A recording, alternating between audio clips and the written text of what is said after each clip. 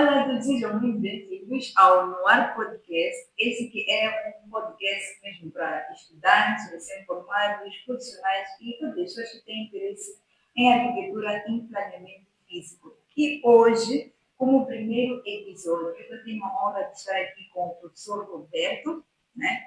Ele que é arquiteto urbanista moçambicano com mais de 20 anos de experiência, é licenciado em arquitetura e planeamento físico, mestre em planeamento regional e urbano. E ao longo da sua carreira tem atuado como docente, tem atuado em planificação, supervisão de obras, elaboração de projetos de arquitetura. Entre os seus trabalhos destacam os projetos de residências, centros comerciais, espaços de lazer, escolas, igrejas e, em especial, a participação no projeto da Feira de Artesanato e Gastronomia FEMA, quando esteve na José Forjás Arquitetos. Também foi responsável pela supervisão de obras em edifícios da Universidade Eduardo Mondlane e atualmente desempenha o cargo de diretor adjunto para a graduação na Faculdade de Arquitetura e Planeamento Físico. Olá, professor. Olá, Bélmica. Muito Então, obrigado por esta oportunidade. Muito bem. Bom, falou de mim de forma muito resumida e perfeita. Obrigado por tão boas palavras para descreverem o meu percurso. Quando ia falando, eu ia refletindo, até pus-me a circular numa linha do tempo. Eh, Acabei renascendo quando terminou. De facto, fui seguindo realmente o percurso que aí descreveu e afinal andamos a fazer muita coisa. Já passa muito tempo, são mais de 20 anos. é verdade. Espero ter ainda mais alguns pela frente para Com contribuir. certeza. Com Muito certeza. bem.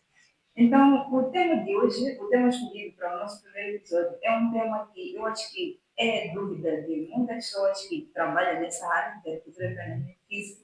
E hoje nós vamos falar sobre ser freelancer ou ter um emprego fixo. O que realmente vale mais a pena? Será que é ter a liberdade de gerir o próprio tempo de trabalho ou será que é ter ou será que ter um trabalho fixo é mais desafiador? E é por isso que o professor Roberto está aqui para nos ajudar a perceber qual é que é a melhor escolha.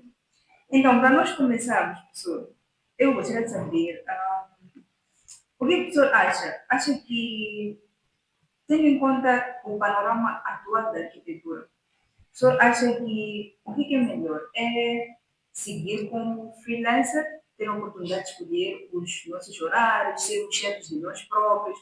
Ou o senhor acha que é sempre bom nós termos um trabalho fixo, ahm, para termos experiência? O que o senhor acha que é melhor, de forma geral?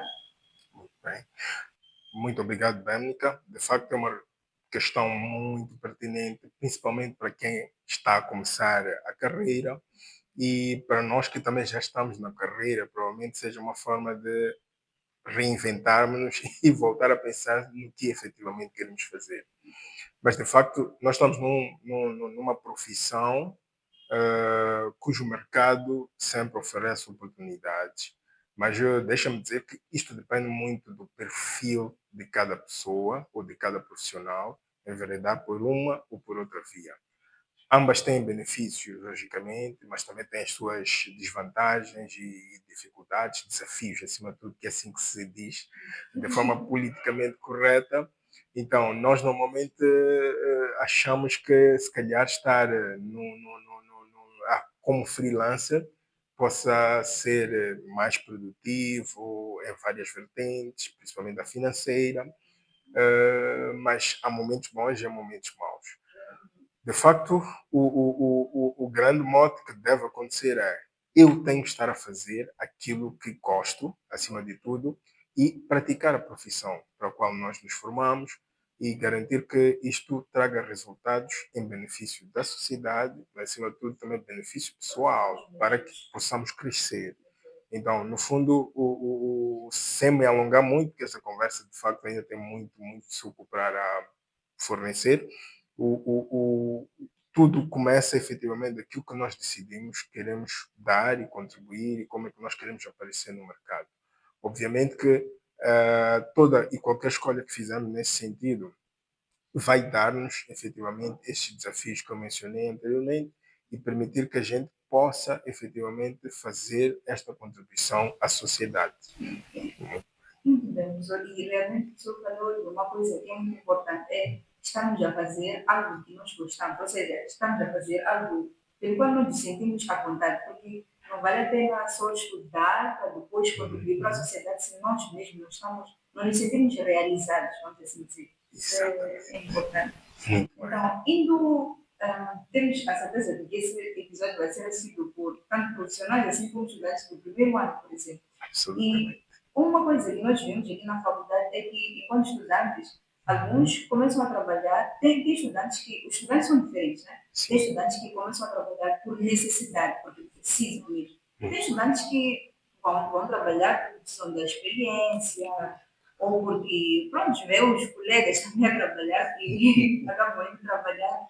Então, o que eu gostaria de saber do professor, tendo em conta a experiência que o professor tem, nos primeiros anos, vamos dizer, primeiro, segundo, terceiro ano, o senhor acha que é importante o estudante procurar ter essa ousadia, vamos assim dizer, de se lançar para um trabalho profissional, como freelancer, ou trabalhar para um escritório, para uma instituição? Ou o senhor acha que o estudante deve se inteiramente dedicar à faculdade, para primeiro conhecer aquilo que é, vamos dizer, o mundo da arquitetura e planeamento físico? O que o senhor acha? Pergunta também interessante, acredito que todas serão. Eu talvez vá responder esta questão com a minha experiência. Eu comecei o curso vindo de uma família humilde, como a maioria de nós, e, na verdade, fui percebendo que a arquitetura. Eu já queria ser arquiteto porque tinha uma vocação para o desenho, principalmente o desenho técnico, e treinei muito o desenho livre para poder concorrer para o exame de admissão. E em 98 entro para a faculdade. Tive, de facto, o primeiro exame de admissão que fiz, entrei. Ora, ao longo do percurso, eu fui percebendo que, primeira coisa, é preciso estudar, é preciso formar para conhecer os assuntos. Obviamente que esta necessidade de trabalhar começa a aparecer à medida que a gente vai fluindo no curso. E o nosso curso tem uma vertente muito prática, logo desde o início, que permite, e eu costumo dizer isso, vocês a partir do terceiro ano começam a poder fazer coisas para o primo, o guarda lá do prédio, um amigo, só que tem, claro, esta vertente de não ainda ser isto algo que se possa confirmar com um certificado, não pode assinar o projeto e pode recorrer a alguém que já está na área. Ora, comigo aconteceu da mesma forma, mas esta questão de entrar para o mercado de trabalho foi automática e foi acontecendo conforme principalmente aquilo que foi a minha entrega na formação. Eu tive um convite, o primeiro convite, quando estava no terceiro ano, para trabalhar com um docente aqui da faculdade, e só para referir o nome, que é uma pessoa muito querida, o professor Sondeia, Benjamin Alfredo Sondeia. Foi a pessoa que, dando disciplinas de planeamento, mas também de arquitetura, viu em mim e num outro colega um potencial. Eu tinha um escritório de arquitetura, convidou para trabalhar lá e nós fomos ser aquilo que nós dizíamos na altura escravos. E lembrem-se, desenhávamos à mão. E o meu primeiro trabalho foi fazer mapa de vãos. Ora, terrível. O projeto ia fluindo, tomavam-se decisões sobre dimensões de vãos, estávamos a fazer um projeto de uma escola, e isto foi se tornando um dilema, porque um dia tínhamos uma decisão sobre como é que serão as soluções, dia seguinte trocava, tínhamos que raspar a folha de papel vegetal para redesenhar, mas felizmente também depois a escritório investiu em equipamento informático, passamos a usar o ArchiCAD, na altura creio que era o ArchiCAD 8, versão educacional, e ficou mais fácil fazer este processo e eu fiquei, infelizmente ou felizmente, com a parte muito técnica do projeto. Contudo, o cerne da questão é a necessidade existia, o esforço a gente faz para conseguir esta primeira colocação, este primeiro convite para a experiência, mas se nos dedicamos, esta experiência aparece automaticamente. E até hoje acontece. Provavelmente não com tanta frequência, porque às vezes não há trabalho, mas no fundo sempre há alguma coisa para fazer. E eu tenho sido muitas vezes intermediário em encontrar estes estudantes que possam apoiar alguns docentes que solicitam, ou até clientes, pessoas que não têm muito a ver com a faculdade, mas que solicitam alguém para fazer um Certo. determinado projeto. Exato. Então, há oportunidade e o esforço, a meu ver, acadêmico, esta formação, esta entrega em conhecer as coisas, a matéria, faz com que nós possamos ser o escolhido para fazer este apoio e começamos aí a ter a primeira abordagem de trabalho na nossa área de profissional, exatamente. Então, as Uhum. palavras-chave seriam esforço e dedicação. Dedicação aos estudos, e isto nos é premiado depois com este convite. Muito bom, Perfeito. professor. Então, Muito é bem. um alerta. Estudantes Sim. não deixem de estudar para lançar-se logo ao profissional. Porque é uma tendência que eu costumo ver, né? Os Imagino. colegas, quando estão Uhum. no mundo. É sempre bom ter uma experiência profissional, isso sem dúvida. Absolutamente. Mas às vezes o que acontece é que chega uma fase em que parece que a pessoa já está a escolher e sempre escolhe o que pesa menos, que é o estudo. Absolutamente. Muito bem. Mas pronto, então, continuando, professor, então, quais é que o professor acha que são as maiores vantagens e desvantagens de cada um? Ou seja, trabalhar como freelancer e Uhum. trabalhar com um trabalho fixo. Fixo. Perfeito. Esta questão, de facto, tem muitas abordagens e podemos encontrar várias vantagens e desvantagens, tanto para uma como a outra. Eu talvez vou me focar a duas ou três que são fundamentais, a meu ver.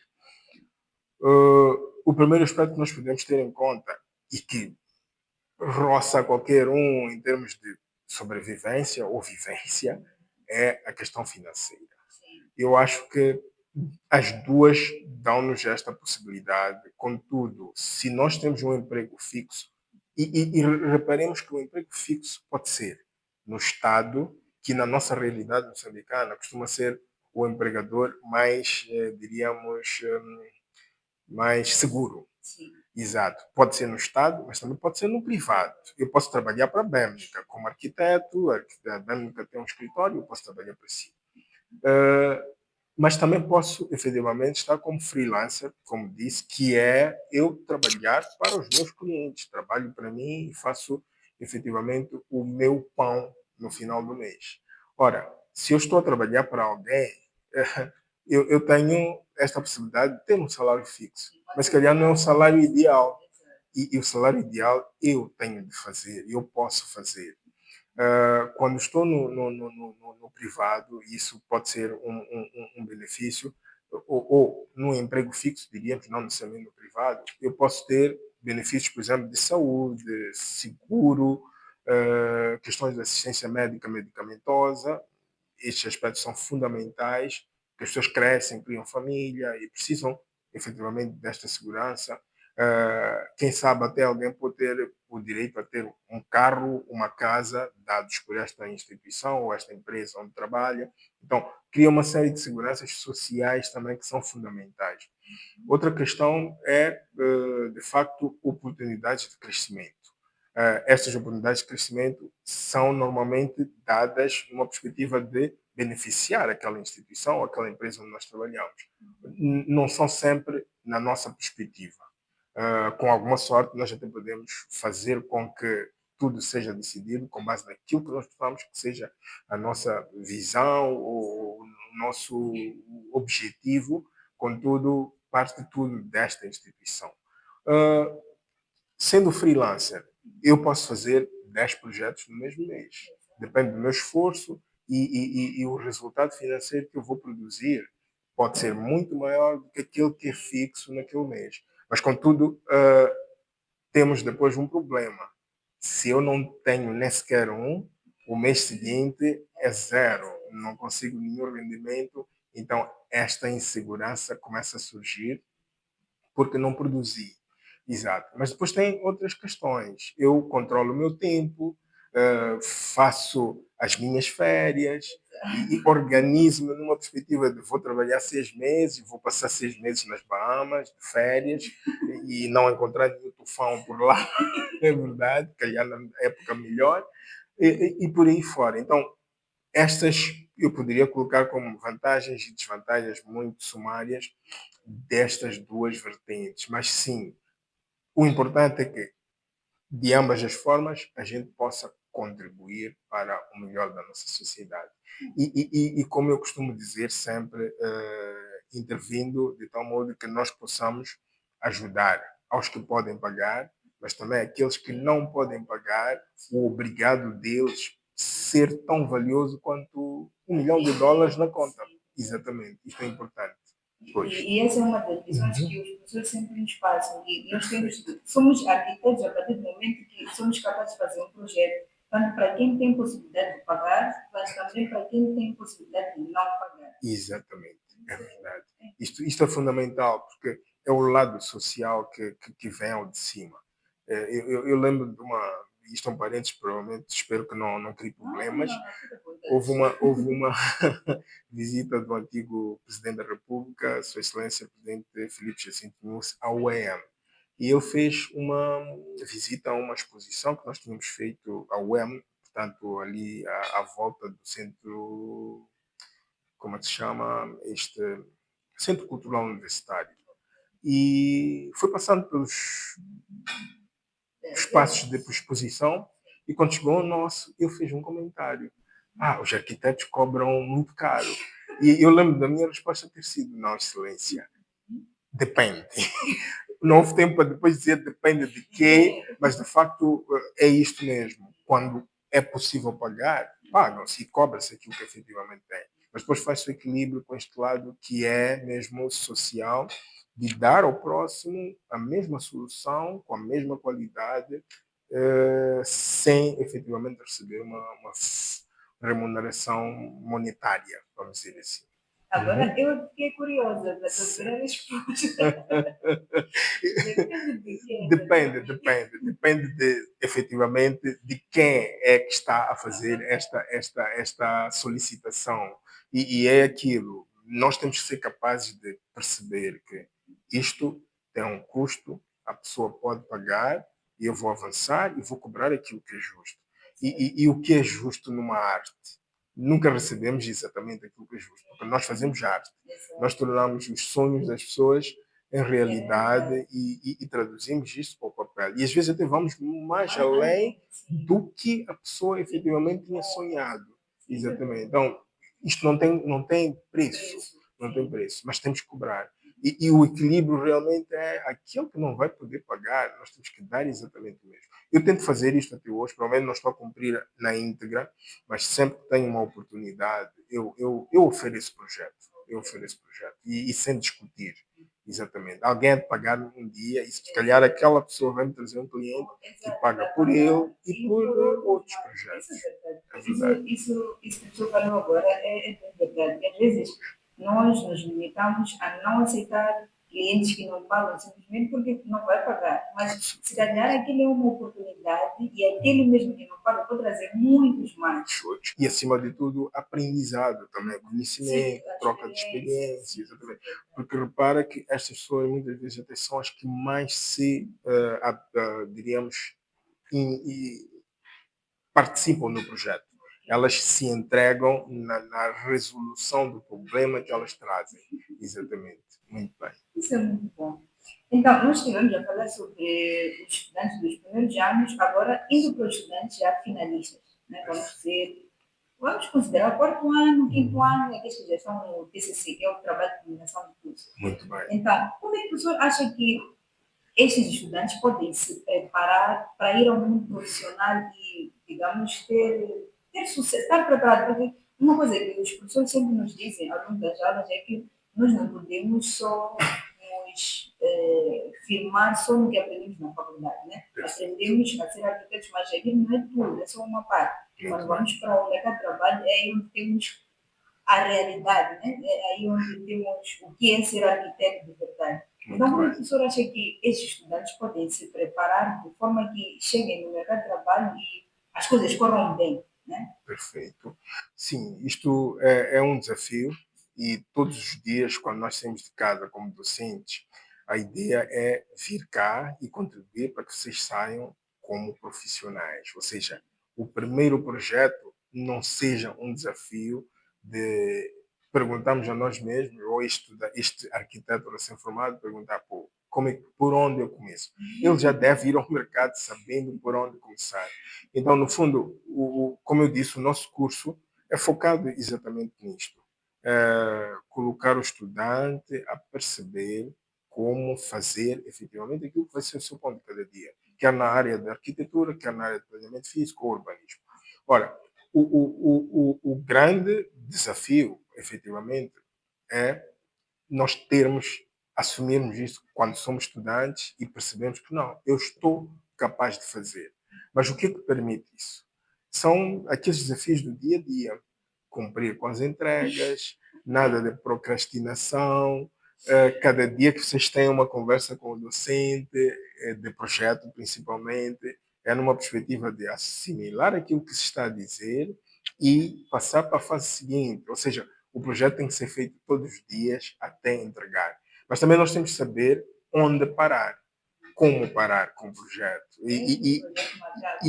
Porque nunca acaba, efetivamente. E é um mínimo, efetivamente, que conforme a etapa, que vocês também sabem de todos esses aspectos que são muito científicos, muito teóricos, mas, de facto, nós temos de saber fornecer esta informação e produzi-la significa, em algum momento, saber parar para, efetivamente, fechar aquela etapa. Então, consequentemente, todos nós somos capazes, mas devemos nos educar na perspectiva de cumprir efetivamente os prazos, ser sérios na percepção do que este cliente pretende, porque muitas vezes, se nós não entendemos, vamos estar muito às voltas. Há muitos casos de soluções de projeto que acontecem num dia, mas há outros que levam meses. Então, às vezes, é mesmo esta não interiorização daquele problema que aquela pessoa traz, então isto dificulta o processo. Mas tudo, a primeira vez, provavelmente pode ser difícil, como fazer um bolo. Eu não sei cozinhar, não sei fazer bolo, mas sinto que a experiência pode ser a mesma. O primeiro projeto é sempre aquele de muitas questões, e era ideal que todos nós encontrássemos um primeiro projeto de algo que não sei o quê, porque todos são difíceis, mas de algo que fosse simples. E que não é a casinha do cão, de certeza. Não é tão simples como parece. Mas também não é o palácio de um sheik que nos vai limitar. E isso significa que nós podemos enfrentar qualquer desafio e estamos preparados para isso. Vocês passam por várias etapas, vários tipos de projetos, e o que nós estamos a fazer aqui, na verdade, vocês fazem lá fora. A única diferença é que a nota que vocês recebem aqui transforma-se lá em notas verdes, ou azuis, ou amarelas, o que for.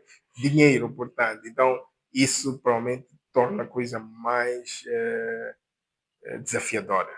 Exatamente. Mas é a capacidade, e quando chegarem lá fora, façam aquilo que vos ensinaram, aquilo que vos ensinamos. Exatamente. Muito bem, professor. Agora, o senhor falou de procrastinação e entrega. Eu acho que o professor vai tocar em muitas feridas. Eu sou uma delas. Mas eu queria uma dica sobre como nós sermos mais sérios para evitar um pouco da procrastinação. Eu acho que é uma tendência que todos os estudantes, a maioria deles, podem não ser todos, desculpem se tiver algum, porque sempre tem alguém que é mais cedo, mas a maioria, a tendência é de sempre estar atrasado. Sempre. Então, a professora tem uma dica ou, sei lá, alguma coisa que nos ajude. Um conselho, exato. Alguma coisa que nos ajude. Esta questão eu gostava de responder com outra pergunta. Vocês, quando vão ao meu gabinete, porque pediram o certificado de cadeiras feitas, por exemplo, e está a demorar mais de um dia do que aquela semana que eles pedem, vocês normalmente vão lá e pressionam, né? Exato. E isso pode significar ou falta de planificação minha ou de alguém que está no processo, no percurso. Então, de facto, vocês têm que se planificar melhor. E pensar sempre que cada segundo que eu perco a pensar naquele assunto para trazer uma solução, podem ser 2 ou 3 segundos que eu ganho para me divertir, porque a solução já vai existir e eu nunca vou deixar de pensar no assunto. Mas quando eu já tenho uma solução e algo até já cozinhado, mais desenvolvido, o, qualquer pensamento que eu tenho sobre aquele assunto, à medida que a coisa vai fluindo, já é agradável, faz-me bem. Isso é verdade. É diferente quando eu ainda estou a pensar como começar. Então, tudo isso parte de planificar. Vocês têm de planificar até como querem fazer o layout da impressão final do projeto. E isso como é que se faz? Pode até ser numa folha A5.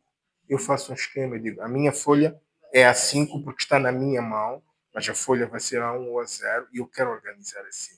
Eu vou definir quantas folhas eu quero criar daquele projeto, o que é que eu devo produzir, dependendo da fase, mesmo que seja um anteprojeto para o município, eu posso claramente dizer, não, eu não vou além de 10 folhas a 3, por exemplo. E eu vou produzir informação que caiba naquelas folhas. Vou claramente definir as escalas, vou definir o que, é que eu faço em cada dia. Posso até definir e obrigar-me a gerir a inspiração para ter a primeira ideia e, com base nisso, depois poder desenvolver a parte mecânica. Porque nós, no fundo, temos dois momentos do projeto. Aquilo que nós recebemos a informação, a solicitação, e vamos pensar na ideia e lançamos. Para mim, este momento até pode ser o mais difícil. A parte mecânica é a parte mecânica. E eu até facilmente defino. Posso pensar no projeto, na ideia, na concepção, durante um mês, mas pode ser menos ou mais. Não é taxativamente fácil de definir, porque depende de muita coisa, a minha inspiração, o que for. Agora, se eu assumo e consigo vencer essa etapa, a etapa dos desenhos é muito mais simples, é mais mecânica. Eu sei, se eu sento num dia, eu posso fazer todo o projeto em 18 horas, 12 horas. Exatamente. Mas é preciso programar e ir sentindo cada uma dessas etapas, ir fazendo um checklist, ir riscando e tentar cumprir os tempos sempre nessa perspectiva. O desafio é sempre terminar dentro do tempo, quer para o professor, mas também no futuro, profissionalmente, para o cliente. Sim, porque ele também tem os seus planos. Se calhar este projeto, o financiamento da construção depende do projeto. Se nós atrasamos, consequentemente também ele atrasa e deturpa todo um processo que foi ali criado. Que nós não sejamos o elo fraco deste cenário todo, deste processo. Acho que o professor tocou num aspecto muito importante que é a planificação. Eu acho que falta muito da nossa parte. Nós queremos ter o projeto, mas damos uma semana para fazer, mas a inspiração só vem na sexta-feira. Imagino, imagino. E depois descobrimos até que podíamos ter tido essa inspiração na segunda, mas não nos focamos. Exatamente, não nos focamos. Muito bem. Eu acho que agora nós tivemos uma conversa muito interessante. O senhor pode passar para as últimas considerações. Muito obrigado, Pamnica. Obrigado primeiro por ter sido o primeiro, não necessariamente por ter sido o primeiro, mas por abrir esta nova etapa com a Nuark Podcast. É um desafio. Eu espero que consigam convidar mais pessoas, mais docentes da faculdade, mais estudantes, mais alunos também, que são as pessoas que efetivamente estão no mercado e podem, vocês como estudantes, absorvê-los. Sabem, nós temos muitos parceiros da faculdade. Não vou mencionar aqui nomes para não parecer que estou a puxar para uns e menos para outros, mas de facto temos muitos parceiros nacionais e internacionais. Temos também muitos desafios e nós agradecemos sempre a vossa compreensão. Eu acredito que isto vai chegar muito longe. A faculdade, neste momento, atravessa esta questão de melhorar aquilo que é são as ferramentas de trabalho. Não temos computadores na sala de informática à altura. Eu e o professor Jorge Campos temos estado a fazer uma luta para conseguirmos apoios nesse sentido. Então, com a repercussão desta conversa, se pudermos contar com quem quer que seja para fazer isso, se me permite fazer este apelo, acima de tudo, para melhorarmos a formação dos nossos estudantes. Ou para os estudantes, vocês que estão, por exemplo, agora a fechar quarto, quinto ano, digo aquilo sempre que digo sempre quando termino o curso. Eu passo muito tempo convosco, com a função que tenho, e sempre há uma nostalgia quando vocês defendem e vão embora, mas isso não significa que haja uma mágoa, uma tristeza, né? Sim. Pelo contrário, é carinho de quem vos acolheu e grandinho já vos deixa sair. Entretanto, nunca se esqueçam dos pobres. Já dizia o Papa Francisco, e eu sou católico, não vou deixar de mencionar isso. Ele, quando foi escolhido, eleito, não sei como é que se diz efetivamente, alguém lhe disse no ouvido: não te esqueças dos pobres. E de facto, vocês também façam disso um mote de vida. Eu sei que todos nós vamos a uma igreja, algo assim. Uh, Esta parte social é muito importante. Foquem sempre nisso, ajudem aos que precisam, não perdem nada. Cada projeto é um ganho intelectual para nós, para quem o faz, e é uma associação social que a gente acaba atingindo porque conhece alguém e esta pessoa fica confortada e agradecida pelo resultado que a gente vai trazer para a vida dela. Então, vão trabalhar para todos, não só para aqueles que podem pagar. Com Exatamente. certeza. Com Muito certeza. bem. Muito obrigada, professor, por ter aceito. Como o professor disse, é o primeiro a participar do primeiro episódio. Então, muito obrigada, professor, por ter apoiado. Assim como o professor tem sempre apoiado. O professor é dos professores que mais apoia os estudantes Muito aqui na faculdade. obrigado. E esperamos que os outros professores também aceitem o nosso convite. Outros professores, outros colegas, outros alunos, como o professor esteve aqui a dizer. E para quem esteve a assistir, eu espero que tenha gostado, eu espero que essa conversa tenha sido proveitosa, acima de tudo, que dessa conversa possam surgir novas ideias sobre o que fazer ou como fazer. Espero que tenham aprendido alguma coisa, de certeza que aprenderam. Eu, pessoalmente, aprendi muito. Então, fiquem atentos para os próximos episódios. Este é o primeiro de muitos que vem. E sigam a página do Moab, que vai estar escrita aqui em algum lugar. E é isso. Tchau, tchau. Até a próxima.